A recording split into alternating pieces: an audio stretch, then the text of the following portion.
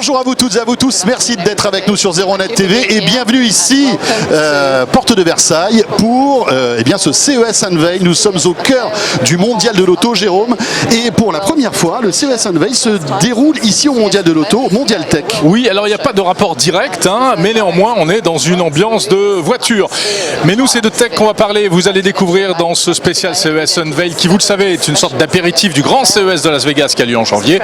Quelques startups et en l'occurrence liées au monde de l'automobile. On va parler de sécurité contre le vol de voiture, on va parler de sécurité pour le conducteur contre l'alcool, mais surtout, François, nous avons un invité vedette. Oui, nous avons le président du CTA, donc en fait le président du CES, qui est avec nous. Bienvenue pour ce 01 Live spécial CES Unveil donc.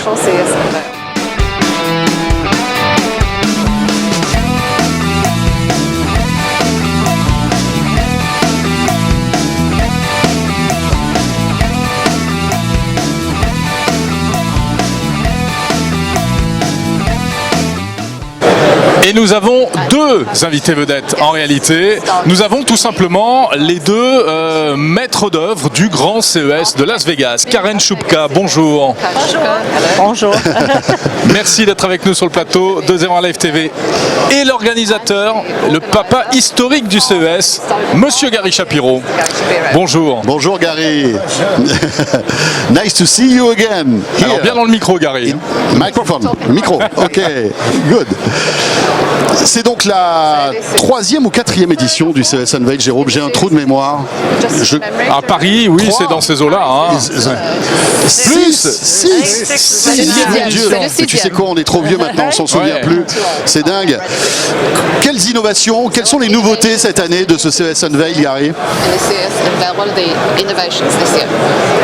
Ce que nous voyons ici, c'est presque une centaine de sociétés qui partagent des produits de partout en Europe. Beaucoup de sociétés sont là pour la première fois, ce sont des primo-exposants. Beaucoup ce sont des start-up et beaucoup viennent de dehors de la France. Ils partagent des technologies numériques qui vont changer notre vie et ils nous donnent un avant-goût de ce que nous allons voir à Las Vegas avec des milliers et des milliers d'exposants. Alors Las Vegas, on l'a dit, en janvier, tous les ans, le rendez-vous incontournable de la tech. On y sera bien sûr. On y sera bien entendu. Karen, quelles seront les tendances cette année en termes d'innovation au CES de Las Vegas? Merci pour cette question. Il y a plusieurs tendances clés cette année. Nous avons déjà annoncé il y a un espace pour la résilience, c'est-à-dire des technologies pour aider des personnes à rester en bonne santé. Aussi, un nouvel espace par rapport au tourisme cette année qui regarde comment les technologies du tourisme peuvent aider les économies. Et nous avons d'autres espaces de focus, y compris les villes intelligentes, intelligence artificielle, les technologies sportives, juste quelques-uns. Il y a beaucoup d'autres, y compris la santé numérique. Je ne devais pas oublier cela. Alors bon, on découvrira toutes ces tendances pour le CES 2019 dans quelques semaines. Ce sera début janvier, bien évidemment, et on y sera. Gary Shapiro, on a un CES aux États-Unis, on a un CES en Asie. À quand un CES européen et ici à Paris, Porte de Versailles?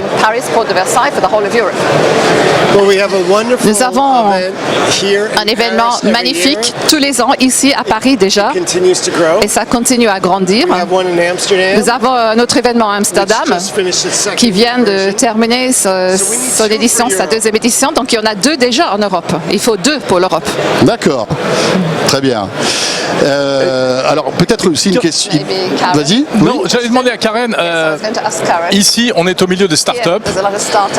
Il y a de plus en plus de startups au CES. Est-ce que le CES est en train de pivoter lui-même? Est-ce que c'est en train de devenir un salon de startups? Eh bien, c'est une très bonne question.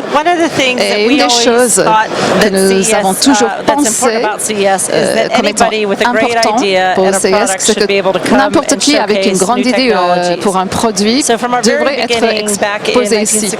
Donc même en 1967, nous voulions voulions que cette exposition soit un endroit où les gens peuvent lancer leur société et faire des affaires. Et ce qui est intéressant maintenant, c'est qu'il y a beaucoup de gens qui créent des startups. Et cette année, pour 2019, nous aurons plus de 1200 sociétés dans le Eureka Park, qui sont des startups qui viendront de 40 pays. Et ça sera un grand pôle de startups, l'innovation, c'est dans les startups aujourd'hui. Mais est-ce que ça veut dire, Gary, que vous avez plus de mal qu'avant à faire venir les grands noms de l'industrie high-tech qui aiment bien organiser leurs propres événements ailleurs? Les Samsung, les Sony et autres. Ces grands noms, ces sociétés sont présents à Las Vegas. Et certaines sociétés choisissent d'exposer, mais tout le monde est là. Ils sont présents, il y a des conférences, il y a des réunions à Las Vegas parce que ça devient le centre de l'innovation mondiale. C'est le plus grand événement sur l'innovation au niveau du monde. Et c'est le cœur et c'est le pôle où des grands médias comme vous viennent. Et il y a de plus en plus de Français qui viennent à Las Vegas. Plus de 5000, plus que dans aucun autre événement dans le monde entier. Nous sommes ici au Mondial de l'Auto, qui est un gros rendez-vous européen dédié à l'automobile. Et on voit que les constructeurs automobiles viennent de plus en plus volontiers au CES de Las Vegas pour présenter leurs nouveautés. Est-ce que le CES de Las Vegas devient en quelque sorte aussi un salon de l'automobile? CES est devenu une des plus grandes expositions automobiles dans le monde, mais c'est pour les consommateurs. Et c'est aussi pour tout l'écosystème de la chaîne de valeur pour l'automobile, plus toutes les autres industries, toutes les technologies qui équipent la voiture, et puis au niveau de l'Internet, au niveau de l'équipement. Et c'est pour ça que c'est un grand succès. Et toutes ces industries technologiques et toutes ces sociétés viennent ensemble, et c'est là où les plus grands acteurs du monde se concentrent sur l'avenir de l'automobile pour avoir une vision de l'avenir. See you in January in Las Vegas. And you as well. Merci beaucoup. Merci beaucoup. Merci Gary Shapiro. Merci à tous les deux. Merci à Judith pour la traduction. Avec grand plaisir. Nous allons maintenant accueillir nos invités suivants. On va parler innovation et on va s'intéresser à des startups justement. Et dans l'automobile justement. J'espère qu'ils sont prêts. On va faire un petit switch très rapide. À tout de suite. Ça continue sur The Live TV.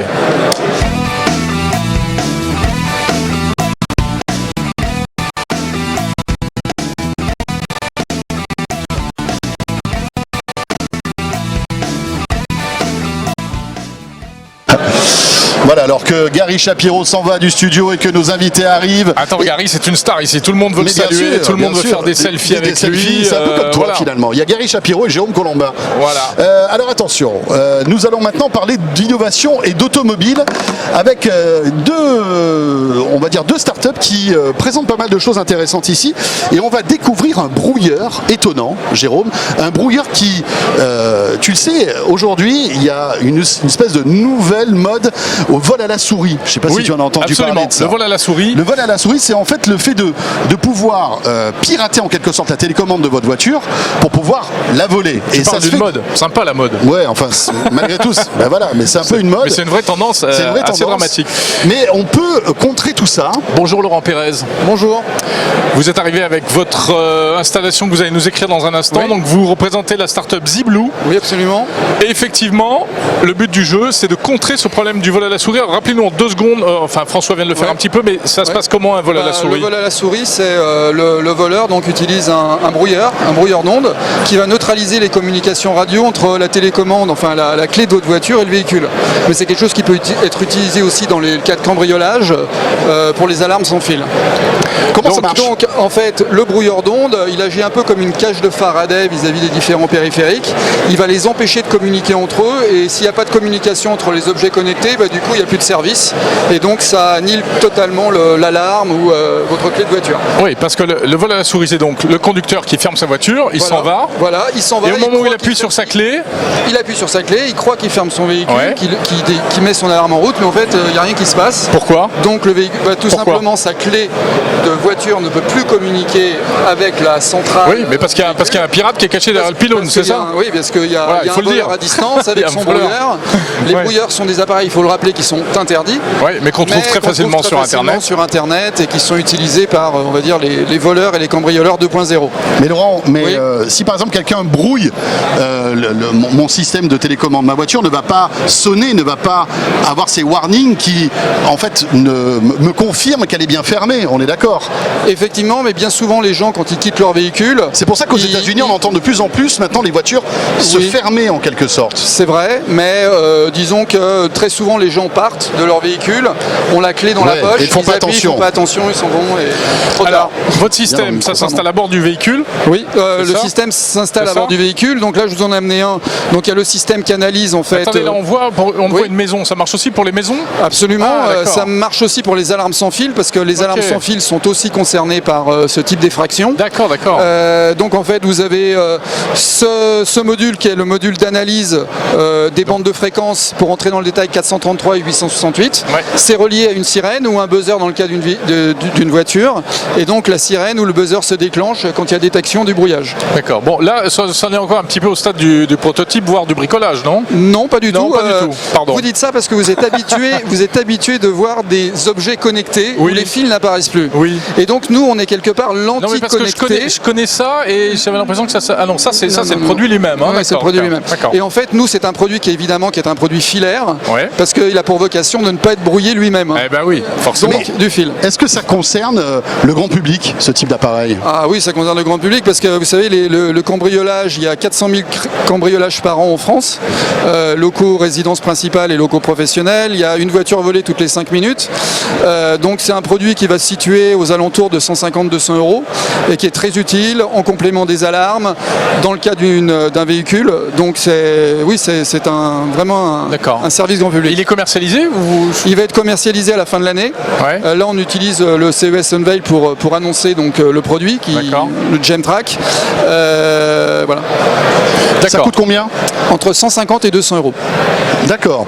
Et en fait, pour cette somme-là, ça peut brouiller à peu près tout dans la maison? Ça ne brouille pas, ça détecte le brouillage. Ça détecte le brouillage. Ça débrouille. Ça détecte à la fois le brouillage qu'on peut avoir dans la voiture, mais aussi à la maison, en fait. Absolument. Ça détecte les deux. C'est-à-dire que vous pouvez installer cet appareil soit à bord de votre véhicule, soit dans votre maison. Bon, c'est homologué, enfin, c'est passé par une autorité quelconque, certifié. D'accord, on peut avoir confiance alors. Est-ce qu'il y a d'autres sociétés telles que la vôtre qui font ce type d'appareil? Vous êtes les seuls? Écoutez, on n'en a pas rencontré.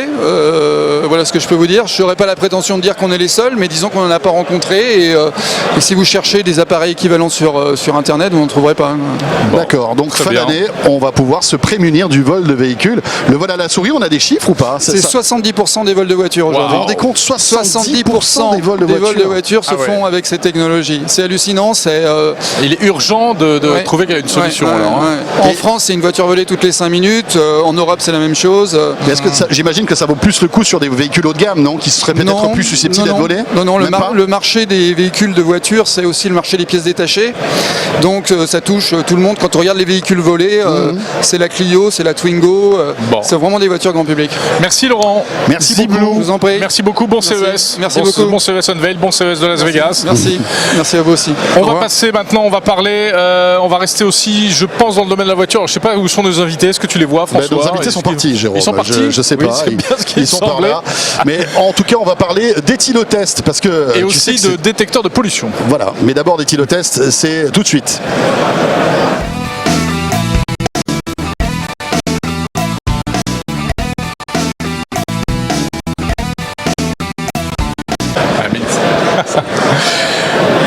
Voilà, notre invité suivant est arrivé. Bonjour Guillaume Nessa. Bonjour. Bonjour. Alors, avec vous, nous allons parler donc d'éthylotests. Alors, les éthylotests, on le sait, c'est quelque chose qui, aujourd'hui, n'est pas forcément, je crois, obligatoire dans un véhicule, mais conseillé. Ou alors, je crois que c'est obligatoire, mais on n'est pas verbalisé si on n'en a pas un. Je crois que c'est ça la subtilité du truc. C'est la subtilité française. C'est obligatoire, mais si on n'en a pas, on ne se fait pas verbaliser. Il y a une tolérance. Et alors, les éthylotests évoluent, bien sûr. Il y a les trucs, les machins dont on souffle dedans. Et voilà, les trucs et les machins, habituel. Mais ça évolue et il y a la technologie, il y a même des éthylotests connectés. Exactement. Et vous allez nous présenter votre innovation. Alors, est-ce que je peux l'ouvrir? Comme ça, vous répondez à la question du monsieur. Moi, je vais faire la présentation. Comment ça marche? Qu'est-ce que c'est? Ok, donc l'éthylotest qu'on vous propose, c'est un éthylotest connecté à base d'une technologie de spectroscopie infrarouge. Donc ça fait très barbare, mais c'est la même technologie qui est utilisée en fait dans les éthylomètres. Donc c'est les gros appareils qui font 1 mètre par 1 mètre et qui sont dans les fourgons ou dans les véhicules embarqués pour les forces de l'ordre. Ah oui, donc là on a du matériel professionnel, on peut le dire. C'est ça. Si je puis dire professionnel en fait. Voilà, on a la même fiabilité, précision que ce qu'on peut avoir avec les appareils des forces de l'ordre. Ça fait un peu pipeau, Jérôme. Voilà, quand ça fait un peu t'avais ta pipeau. petite flûte comme ça quand t'étais petit. Exactement. Voilà. Voilà. Donc, je vais pas le faire parce qu'en plus je suis à jeun. Ouais. Mais Vous pouvez, il y a le bouton pour démarrer et l'appareil fonctionne. D'accord. Donc je mets en route. Ok. Voilà, donc il y a une phase en fait de préchauffage. Donc une phase Préchauffage. initiale. Voilà, Donc c'est un diesel votre c'est un petit éthylotest? diesel. Ok. Il a besoin d'un petit peu de temps. Préchauffe, en effet, il y a marqué préchauffe dessus. Alors, donc cet appareil va nous permettre en fait de détecter si on a trop bu.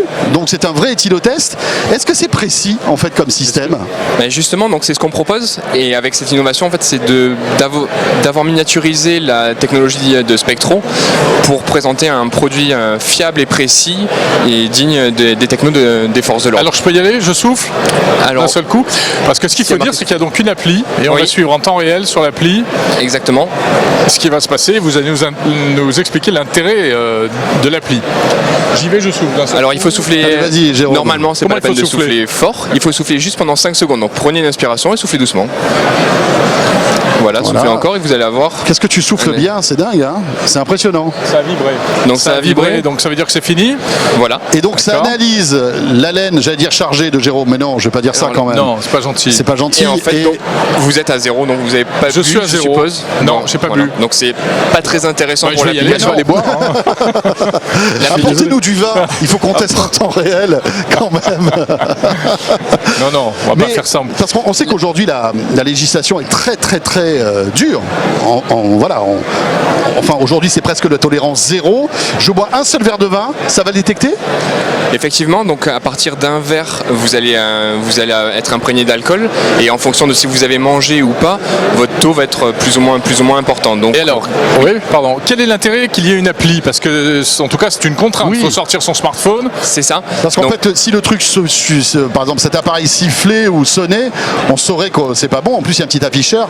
L'appli sert à quoi? C'est l'avantage en fait donc d'avoir un mode autonome, donc dans lequel on n'a pas besoin de sortir l'application, vous faites votre test et vous avez votre mesure. L'application elle va vous permettre de savoir à partir de quand vous allez pouvoir reprendre le volant. Et voilà, ça c'est bien. En fonction du seuil, du pays dans lequel vous êtes, si vous êtes, il y a des différents taux et différentes législations. Par exemple en France on a l'aspect jeune conducteur et il n'est pas au même taux que le conducteur normal. Ah oui. Et vous allez pouvoir regarder et prédire avec ce système qui est fiable et précis à partir de quand vous pourrez reprendre le volant. Donc, même si on est une femme, on sait que les femmes mettent plus de temps. Pourquoi même si on est une femme? Parce qu'une femme met plus de temps à digérer l'alcool en quelque sorte qu'un homme. Donc en fait il faut rentrer tous les paramètres en fait. Alors il y a deux aspects importants qui effectivement qui sont souvent mélangés. C'est l'aspect je bois et je veux prévoir en fait dans quel sera mon taux dans X heures. Et là ça dépend comme vous dites de la physiologie, du genre, du sexe de la personne. Et par contre pour l'aspect prédictif redescendre, donc quand vous avez bu, savoir à partir de quand vous allez pouvoir reprendre le volant, ça la donnée est beaucoup plus serrée, on réagit à peu près tous pareil et c'est en fonction de savoir si vous avez mangé ou si vous avez consommé de l'alcool à jeun. Voilà, c'est le seul paramètre qui fait que et l'application en tient compte. L'alcool à jeun c'est pas conseillé du tout, hein. C'est pas bon. Il faut combien de temps pour retrouver un niveau acceptable après un repas bien arrosé on va dire? En gros, les taux de redescente sont à peu près entre 0,12 et 0,15 mg par litre par heure. Donc, c'est très barbare. Il faut compter 5 heures. 5 heures quand on fait un bon repas bien arrosé. Et même si on a mangé, si on a bu 3-4 verres, il faut juste le temps de faire la sieste avant et puis c'est bon. Donc, et le fait qu'on ait plus ou moins la sensation d'avoir l'habitude de tenir l'alcool, c'est réel ou pas? Effectivement, ce sentiment-là, c'est qu'une sensation et c'est pour ça que c'est important aussi de présenter ce type d'appareil parce que souvent on pense qu'on peut reprendre le volant, qu'on est en bonne condition et en fait pas la plupart du temps, non. Voilà, donc c'est pour ça que ça va vous dire en fait de manière précise, ça va quantifier votre taux d'alcool et vous dire à partir de quand vous pourrez reprendre le volant. Voilà. Très bien. Olit, hein, ça s'appelle Olit, c'est ça. Et le produit Osigo. L'éthylotest qui peut s'utiliser en mode autonome ou bien avec l'appli pour savoir dans combien de temps je pourrais prendre ma voiture. Évidemment, il est conseillé de refaire un test avant de monter dans la voiture. Tout à fait, c'est bien mieux. C'est sorti, c'est commercialisé. Premier trimestre 2019, d'abord pour les professionnels. D'accord. Et ensuite pour le grand public dans ça coûtera combien? 250 € TTC. Waouh, vous avez intérêt à trouver des partenaires. Hein. 250 €, il faut être un gros buveur ou un gros conducteur. Ouais, mais est-ce que ça peut intéresser peut-être les assureurs ou des choses comme ça, non? C'est les premiers intérêts qu'on a, c'est ce type de profil. Après 250 € c'est cher. Si on regarde le prix de l'amende, il est assez important. Bien sûr. Et par rapport à la concurrence aussi, on se distingue parce qu'il n'y a pas besoin de rééthanoler l'appareil tous les ans. Voilà. Donc effectivement, c'est ce que vous m'aviez expliqué en préparant cette émission.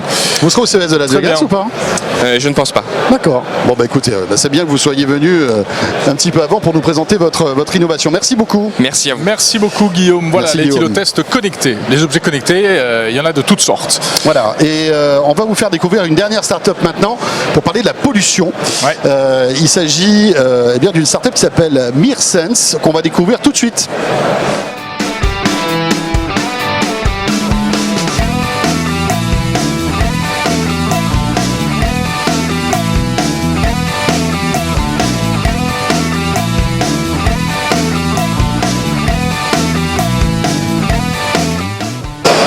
Voilà, nous sommes au CES Unveil ici à Paris, porte de Versailles, pour ce Zéro Live un peu exceptionnel. Hein. Voilà, on commence à découvrir un peu les prémices du CES 2019 que vous suivrez bien sûr sur Zeronet TV depuis Las Vegas. Ce sera tout début janvier, on aura l'occasion d'en reparler bien sûr.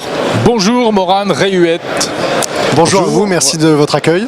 Encore une start-up, la société MirSense. Voilà, exactement. Bien dans le micro, Morane, pour qu'on vous entende bien. Pas de problème, du coup MirSense, le gardien de votre santé. Le gardien de votre santé, de quelle manière? Alors c'est un capteur pollution multi-pollution en fait, alors, si j'ai bien compris. Déjà, la grande nouvelle pour nous, c'est qu'on a reçu l'Innovation Award dans les techs qui changent le monde. Ah, bravo. Donc ça, c'est quand même une super nouvelle de recevoir. Vous allez arriver au CES en star, en quelque sorte. Je sais pas en star, mais en tout cas, il faut un peu d'humilité, mais en tout cas, c'est très agréable de reconnaître le travail des équipes sur le sujet. Les awards, c'est donc qui sont distribués par les organisateurs du CES, par le jury. Exactement. Et donc on est dans la catégorie qui change le monde. Voilà, les techs qui changent le monde. Donc c'est une très bonne nouvelle. Rapidement, MirSense, c'est deux choses. C'est une application qui est un peu comme Waze, mais c'est le Waze de la santé. On va pas vous dire s'il y a un policier au coin de la rue, on va juste vous dire, tiens, là il y a un problème sanitaire au coin de la rue. Donc ça a une dimension communautaire et une dimension d'open data. Et vous augmentez cette expérience-là grâce à des biocapteurs qui sont typiquement dans ce petit boîtier, qui sont sous forme de capsules. Et donc là, vous avez des différentes capsules que vous pouvez enlever en fonction de vos besoins. Donc si moi je suis allergique à la qualité d'air, je vais mettre la capsule sur la qualité de l'air. Si j'ai des soucis par exemple par rapport aux UV ou aux ondes, je vais mettre la capsule sur les ondes et ainsi de suite. Donc c'est totalement modulaire, vous pouvez mettre dans votre sac à main, ça se balade avec vous. Sac à main, c'est mouse costaud quand même. Alors le deuxième modèle qui sortira au CES Unveil de Vegas fait la moitié en termes de taille. D'accord, voilà. Très bien, vous avez bien bossé. Et je peux mettre ça dans mon sac. Et vous pouvez mettre ça dans votre sac, tout à fait. Alors qu'est-ce que vous analysez comme composant de pollution en fait?